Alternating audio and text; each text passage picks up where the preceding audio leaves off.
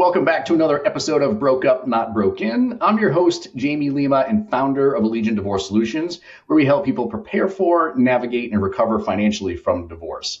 This is your one-stop shop for mastering your life and your finances throughout the entire divorce process. Today, I'm super excited to be hosting Kimber Foster, is distinguished author, coach, and interior designer, by the way. My wife is going to love this episode, who specializes in aiding recovery from narcissistic relationships. Kimber's personal journey through a 30-year relationship with a narcissist equips her with unique insights and empathy, which she brings to her workshops and coaching sessions. Today, we're going to delve into how Kimber helps individuals reclaim their space and life through transformational strategies. So grab a cup of coffee or your beverage of choice, buckle up, and let's once again get you financially and personally empowered. Kimber, it's so great to have you here.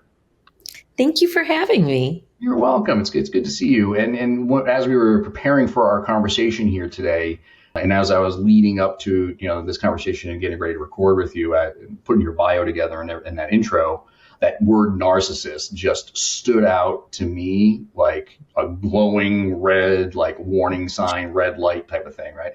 And so many of the people that we work with, either they do or they claim to be married to or divorcing from a narcissist. So tell me more about that and your experience, maybe personally, and maybe also more importantly, how we should be very careful about using that word so loosely sometimes. I know, it's crazy. It's become a mainstream word right now. I call it the N word. Yeah, I wrote my book 6 years ago. I didn't even know what a narcissist was. And I started doing some research, and my friend got me into this book. It was called The Verbally Abusive Spouse or something like that. And it just kind of catapulted me into understanding how I'd gotten to that place in my life. And my ex actually had gone through a psych eval where he was diagnosed with a severe personality disorder. So, that's kind of in that same genre, I guess. But then I started reading about narcissists. And I actually have a degree in psychology, but I didn't know anything about narcissists back then. But now I'm kind of an expert. But what I realized, though, is my whole story was textbook. My story's not unique. It's universal. Unfortunately, there's a lot of narcissists out there. It seems to be this word that is thrown around a lot, though, right? And then I posted this on social media now. By the time this airs, maybe 6 months prior to the airing of this show, and I'm probably going to post it more times because it's such a like you said, a word people throw around, the N word that people throw around so much. But there really is something to be said about that being a personality disorder and not just your husband or your wife is a jerk, right? Right. There's a definite difference there. And even if you question, am I a narcissist? You're not. Because narcissists only care about themselves. They're never wrong. It's just a whole new level of a lack of empathy, and just it's all about them all the time. Yeah. So tell me more about that. How do people identify? Because I know I actually took a course on this about a year ago. So I have my own, I took my notes and I have my own definition of what I was told a narcissist is. And I think I understand it. But for those that are not experts in that field or haven't taken training like we have, can you, what are the warning signs? What are the things they need to be looking for? What are the identifiers? How do we know whether, again, wow, I'm actually really dealing with them? And more importantly, I don't like to layer questions here, but I'm going to stack questions if it's okay. How do we identify it? And then more importantly, how do we deal with it? Yeah, that's important. So when I was writing my book and doing my research, I identified 17 emotional manipulative tactics of a narcissist. And once you're able to identify, they're projecting back at you, or they're gaslighting you, or there's just so many different components to it that you're able to recognize those key manipulative tactics that they use. They do it to get whatever they can. They go to any lengths when it's all about them. Yeah. In divorce, we work with people that are navigating the financials. Well, I'll take that back. We handle the financial nuances of a divorce. Like the people that Sure. we're helping are handling all different aspects of it. They're handling their financials. They're trying to handle their emotions. They're trying to probably manage the process with their kids and make sure the kids go through this exercise without being, having too much damage to them and so on. So we have to layer in some financials here because this is also a financial show in some respects. How did like dealing with these types of people impact the financials of divorce? And I guess, how do you protect yourself of making like bad decisions when you're dealing with them? Yeah. Well, with a narcissist, one of the tactics that they use is alienation. In my divorce, my ex tried to alienate me from the financials. He handled all the financials during our divorce. So in hindsight, I wished I had been more involved with our finances. But going through the divorce, he alienated me, tried to cut all financials off, hid money. It just goes on and on about the lengths that a narcissist will go to it's their money. It's not your money. Even though we were married 30 years and it's a no fault state, everything's divided in half. He wanted to give me zero. It was his money, his house, his home, his children. So they go to any lengths to keep that away from their spouse. That's, in my opinion, that's financial abuse. Yeah. And, in a lot of it going through the divorce process, he used financial or a lack thereof as a way to keep me in the marriage. He said, if you ever leave, I will leave you with nothing. I will destroy you. I will take the children from you. In hindsight, now I know that he couldn't do that. The laws are there to protect us, but they will go at any lengths like to hide money, and just it's a controlling issue. They're all about control. Yeah. Yeah. And we see this happen time and time again. And the listeners that have listened and subscribed and follow us across social media and here at the podcast hear me say this all the time. We work with 95% of the people we work with are women that were in your shoes and going through that same experience. And this is not by design, Kimber. This is not by design. We don't set out to just work with women. Yeah. But what I found is that when it comes to the financial stuff and women that have been in your shoes and are going through that experience right now, they almost like they know what they don't know. And they're wiser to that than us as men in many ways, and they're more apt to reach out for help. Mm-hmm. So I'm super appreciative of you being able to share this with us, because most of the women that are listening right now are probably in some form or fashion have going through this similar experience. And dudes, if you're out there and you're going through this yourselves, you do not need to hesitate in reaching out for the help. This is not a time for John Wayne syndrome. Yeah, definitely not. Am I right? Yeah. I mean, the first thing I did when I was going through the divorce process is I hired a CDFA, a Certified Divorce Financial Analyst. That's us. I mean, that was the key. Thank you for the commercial. That's us. No, but really, I mean, she really helped me through the whole process of, how much should I get in child support and in alimony and what my budget is and what kind of house I could afford on my own. I mean, she was a wealth of information for me. It really was very helpful. Tell me more about that experience, because we have very few people on this show that have actually worked with someone like ourselves. And I want to hear from your perspective what that was like. I know you gave us a little snapshot in there, but maybe walk me through what the process was like so other people know what your experience was. No, she was great. I found her online. We immediately hit it off, and she helped me go through all the tax returns, put together, because when you're getting all your information together for the attorneys, and you have to talk about what your monthly expenses are. And, I pretty much just ran the house. I really didn't know much about retirement funds and Social Security and, just how to plan for my future. And she was a wealth of information for me. We went through a whole checklist, and it was really informative and helped me. Would you say this, and I'm asking you this selfishly, so I apologize, listeners. This moment is going to be all about me here. But would you say it was a cumbersome experience, or would you think it was an experience where you have to do it? It's not fun gathering all that information. I recognize that part. But did you find going through it was enlightening, or like it gave you it gave you some power back, and more importantly, saved you some money from on the attorney side of things? Well, yeah, it was empowerment, definitely. I mean, like I said, he threatened me to leave me with nothing. So, by the time we sit down and we go through all the accounts and everything, she's like, Wendy, it's law. You have to split it down the middle. Unfortunately, I had the narcissist ex-husband who wanted me to be left with nothing. So he raked up the attorney fees. Anything he could fight on, he did. Any kind of motion he could come up with, he did. I actually had 2 protection orders in place, and he fought both of those too. So he knew, I had been a housewife for a number of years out of the workforce. So it wouldn't have been as easy for me to make up those funds. Meanwhile, he's a CEO of a big company. He can make those funds back easily. Yeah.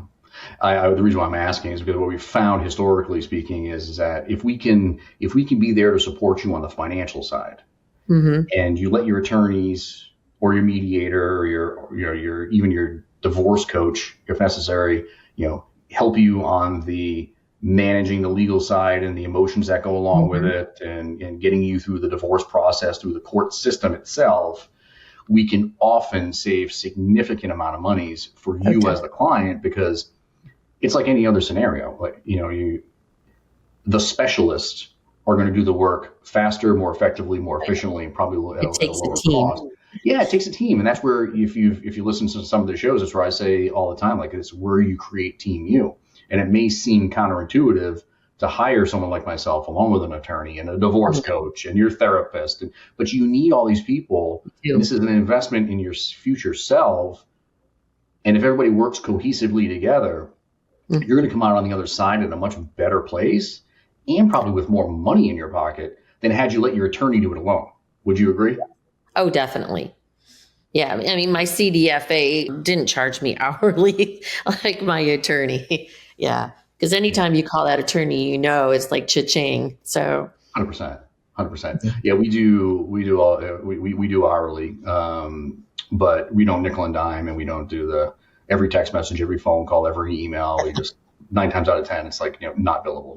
But I have to say, it was one of the best decisions I made, was hiring a CDFA. Amazing. Well, and then she ended up helping me do my whole portfolio, after the fact, which was great too, because my ex, as smart as he wasn't very good with finances. And interestingly, he put all our eggs in one basket, and it was really good to have a financial advisor help me diversify my portfolio. I appreciate that. Thank you for the commercial. We're going to use this in all of our future advertisements moving forward. And but you're absolutely right. I'm also a certified financial planner, and I worked for 20 years in this line of work, most of which I did on, with traditional retirement planning, investment management, and so on. So I just had a conversation with a prospective client about 30 minutes ago, and I told her exactly what I'm going to tell you now is our job is almost only halfway done when the divorce is settled, because now we have to help you with the transition into your new life. What is your budget going to look like, and what are your investments going to look like, and estate plan, insurance, and so on and so forth. You have kids involved. What about their college plan and all those things? So I appreciate this part of our conversation. And a lot of it for me, like going through the divorce process with a narcissist too, is fear, the fear of the unknown, fear of what you can afford, fear of where you're going to live, fear of who's going to take care of the children. And most of that stems from financials. Yeah. So if you can eliminate that and have a financial advisor, it's really helpful. What about the rebuilding process, right? Like what was that like for you, and anything you want to share to listeners about like what the experience was like rebuilding your life after the divorce? Well, it's difficult. You're with someone for 30 years and all of a sudden you find yourself on this new solo trip. And it was interesting, having to rely on myself and my financials. And, and also for us, the biggest problem and conflict was the children. Who's going to pay for the kids? They say, the biggest factor in the adjustment of children in divorce is the level of conflict between parents. And a lot of that stems to financials.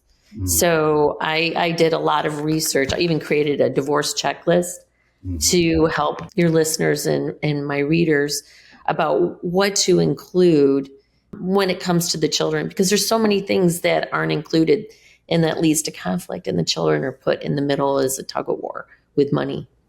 Yeah. Yeah. I mean, I have some personal experiences to share there that we probably don't need to get into, which may get me in trouble on the back end, but I would concur. I mean, I think the more involved kids are in the financial aspects of divorce and hearing parents talk and all the things that, your dad's not going to pay me, your mom's not going to pay me, or like whatever it is, you got to leave that stuff off to the side because, go punch a pillow and cry in your pillow type of thing, right? Yeah. But it's like with your judgment of divorce, though, I say it's the Holy Grail, the Bible. You got to make sure it's included in your judgment of divorce, especially when divorcing a narcissist, because if it's not in there, they're not going to pay it. So they say, no, skis aren't included. Self-help plan's not included. All those are financial components that are important that you cover beforehand. Which is why we tell people all the time, do not sign that darn agreement until we've had a chance to review it with you. And people, I've had cases where we're working on a case, and we're helping with negotiations and strategy and everything. And then all of a sudden I get an MSA or a marital settlement agreement or divorce decree, whatever you call it in your state, lands in my inbox. And I'm like, wait, what is going on here? We didn't talk about why are we agreeing to anything? Yeah. And let me have a chance to look at this first. And so if that's, if you're going to hire somebody like us to help you navigate the financial aspects of divorce, don't make that mistake because you may live to regret it. Yeah. Because, a lot of times they'll say it just falls under the child support canopy of food, shelter, and clothing, but they don't talk about cell phones or marriages or college or sports equipment or video games. So it's cars, insurance, braces. Yeah, all that. Yeah. So it is important. It's very, very important. What are some of the most effective strategies that you found as the dust settles on the divorce and now you've now left that life behind you? The narcissist is in the rearview mirror to some extent. I mean, unless if you have kids, you're going to be dealing with that person all the time. Forever. But now it's like it's day one of the newfound you. Single person you. What are some of the most effective strategies that you found for helping individuals recover their own self-worth and after leaving a relationship like that? Well, yeah. I mean, I talk a lot about believing in yourself. A lot of people that have gone through a narcissistic relationship find themselves to be a husk of the person they once were. And they leave you feeling less than, insecure. No one's going to love you. You'll never make it on your own. But you have to believe in yourself because there is a pot of gold at the end of the rainbow. There is a brighter future, especially when you break free. But a lot of that is learning to let go. That's one of my key things, let it go. Yeah. And just move forward because you don't want to keep holding on to those chains that bind you and keep dragging you down. You just have to look forward. And I always say, if what you're not changing, you're choosing. I love that. If you're not leaving a toxic relationship, you're choosing to be in a relationship that is just going to continue to bring you down. So don't hesitate, break free, break through those fears of the unknown. You can do it. Just believe in yourself and trust your gut. It's so tough though when you were in a 30-year relationship. Yeah. 30 years is not a small amount of time. So like, was there an impetus for you? Was there, and how did you yourself go from choosing a different direction when you invested 30 years of your life in this relationship? Yeah, I say I had a light bulb moment, but it wasn't any one thing. It was accumulation of, let's say, water drops in a bucket over time. Just when that last drop hit, I'm like, I'm done. But I was living overseas at the time. I couldn't just leave and pack up my kids and leave. I didn't have any money of my own. I didn't have a home base. It was a big factor. But I knew I had to do it for myself and for my children because I was just teaching my children what a dysfunctional relationship was. And my relationship wasn't going to get any better at that point. So I had to make the conscious, choice to leave. So some of it was, I want my kids to see what life is supposed to look like. Right.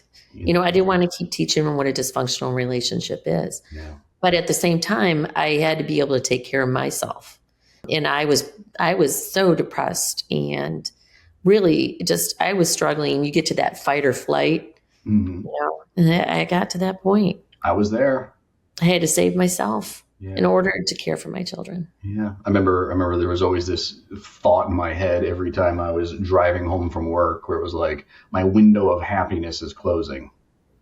Oh, that's so sad, but I understand. Yeah. And the kids were there and they were great. And, they're all good people and love them very much. But, when you're in that environment and you're just not happy and it's like this, like death by 1,000 cuts scenario, like you talked about, Yeah. you're like, after a while, you're like, I just need some sense of happiness. So that was my experience, frankly. One of the things that I picked up in, leading up to our conversation here today was the impact that boundaries have on your ability to move forward and have some solid future relationships. So can you talk a little bit about that and like how the importance of boundaries and maybe setting them, in future relationships?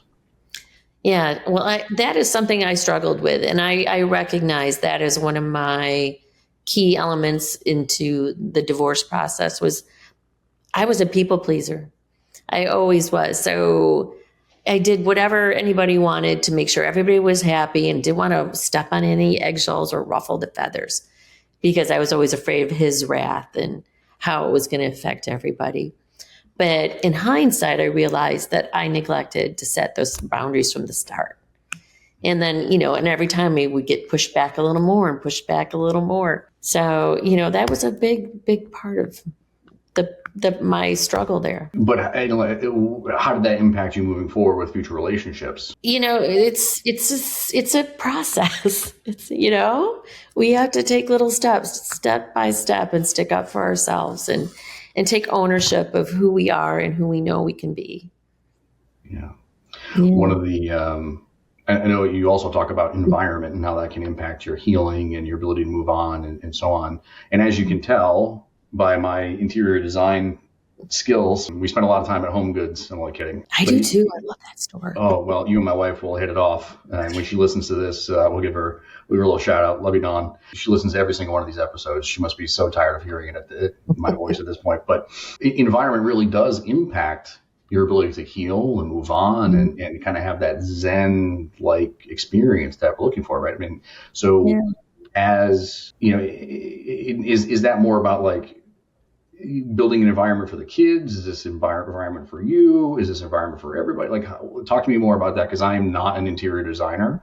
If you came to my house and I was a bachelor, I would be probably having this conversation with you on like a milk crate or from a bean bag or something. I almost called my company Divorce Dad Decorator. Oh, I actually think that'd be good. Because we dudes, we need help. Let's just put that out there. We need some major help, especially. So I only know one person who enjoys going to Hobby Lobby who's a male. I will tell you that. But we spend a lot of time at Hobby Lobby and Home Goods and TJ Maxx and all the places. But anyway, I digress. But so, like, talk to me a little more about the environment and how that can impact your well-being and your ability to heal as you move forward. Well, our divorce process was very difficult. He wouldn't leave the house for a year. So we were both in the same house, and it was like War of the Roses. Hence, that's how I came up with Year of Thorns for my name of book. So no one dies in the end, but I don't want to, the punchline there. But it was very difficult. So then we tried bird nesting. It was awful. I mean, it literally was a year of hell. And I really didn't know if I could survive. I mean, there's days where I just thought I couldn't do one more day of this. Yeah. But then once the divorce became final, I decided to seek joy. What brings me joy? So I started working in flower shops. I started doing my decorating. And once you start doing those things that bring you joy, it really adds to your future, your finances. It just seems to all come together. But I was stifled for so long and controlled, and I wasn't able to seek that. So you just, take baby steps though, right? I mean, like you can't do everything all at once. And I mean, I feel the same way. I mean, you probably wouldn't know by looking at me, but I used to run 50 to 70 miles a week, and I used to be a pretty good runner and do all those things. And I'm just now getting back to it, 7 years after my divorce, because it just took such toll on me physically and emotionally and everything else, where like some days I didn't even have the strength. I had to work, and we built 2 businesses, and we've actually built 3 businesses, my wife and I, over the course, my now wife, Dawn, and I, over the last few years. And it took everything out of you to be able to do that. So I'm just now, even 7 years after the fact, getting to the point where I'm like, wow, I can actually go out and run, 10 miles and not feel terrible. But it takes a while, right? Oh yeah. I mean, for me, it's been a little over 6 years, and I can't say I was better the next day. No, I mean, it's a process. That's the message, right? I mean, so many people are going through this, and they feel like, and I can empathize, I can sympathize with a lot of people that are listening, because when you're in the throes of it, I mean, I had a countdown on my phone. I was counting down the days to how long I was no longer going to have to pay alimony. Right? Not that she didn't deserve it. Not that and people that receive or have to pay alimony, they're not rightfully deserving of receiving it or paying it. It was just like, this feels like it's never going to end. And I wanted to give myself it's no longer 900 days. It's now 800 days, and now it's 700 days. And I just feel like you're making some progress towards something. And that's I think the message in this segment of our conversation here today is, nothing's going to happen overnight. You just have to keep swimming. Yeah, just keep swimming. That's a really good one. Right. And believe in yourself and trust your gut. 100%. Yeah. Well, this is what I would call the carte blanche segment of our conversation here today. Is there anything, I know you'd mentioned the checklist, so we can talk a little bit about that, but is there anything else, maybe questions I should have asked, or any message you want to share to listeners that I failed to bring up in our conversation today? Well, when dealing with a narcissist and a divorce, like I said, when you're not changing, you're choosing, and don't let fear be a catalyst for keeping you in a toxic relationship, especially one if you're being abused verbally and physically. It's not going to get better, and it's not good for the kids for them to see that and see what a dysfunctional relationship is. So, believe in yourself. Sometimes you got to push through those boundaries in your comfort zone and take those little baby steps to break free. But once you do, you'll be in a better place. Yeah. And then I'm going to offer this to your listeners as well. So they'll get a free copy if they click on the link we'll provide.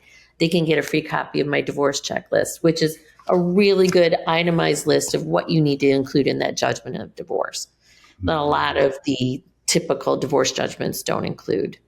We should get a copy of that to all of our clients as they close their cases. Yes, you should. Well, we'll talk about that offline, but I appreciate so much for the great conversation today.